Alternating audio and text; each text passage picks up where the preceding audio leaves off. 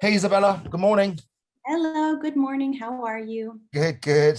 So this is our first episode of What the Blog, Yes. because every week at Essentials newsletters of the 32 that we publish, from AI all the way through to craft beer, um, we have a conversation about some of the top articles of the week. And that's kind of where you as sort of the lead editorial person, is that person, lead editorial lead, shall we call you?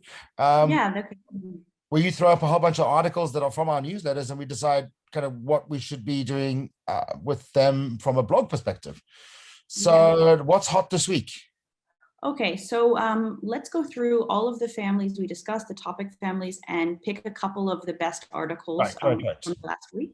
Would it be Uh, kind of good to throw this out there to our social media audience and figure out if they want to see more or less, if they have any ideas about, which topics we need to deep dive into with kind of a bigger perspective in a blog. Completely. I think what our audience wants to see, what they value is really important to us, and we can always try to cater to more of that. So if we start things off with cybersecurity, there was a couple really interesting articles. So So much in the news, right? Cybersecurity is everywhere right now. The hackers winning. I think the hackers are winning because I, I I mean, believe I believe there was the ransom for, which is one of the things I think you're going to talk about. The Colonial Pipeline was $4.4 million.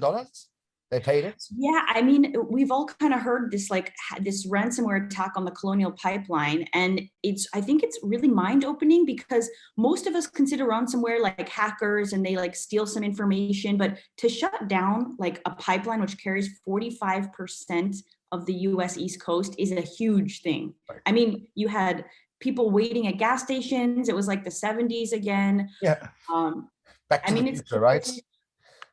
yeah, so the good thing is this kind of opens a bigger topic of what is the government going to do to protect industry, to protect this from happening again. Because I So mean, I think okay, I mean, it's colonial, but not so long ago we had the solar winds, which was all about government departments in the US as well, which was substantial.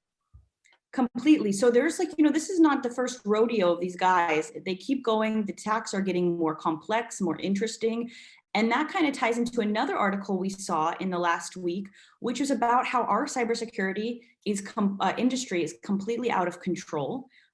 It's expanding so much. We have so much need. We have new threats every day, and companies don't know what to do. There aren't enough trained people. There are new hacks. So I mean, I the saw industry is there crazy. was this great graphic from Optiva, I think it was, in the article that showed the complexity of all the players inside the cybersecurity arena and the level of chaos and the level of multiplicity there is in terms of solutions. I think if you're a CTO or a CIO today, it's Mhm. probably a nightmare to try and figure out, what's been thrown up because there is an impact from the pandemic, which is Mhm. pushing everything on digitally even more.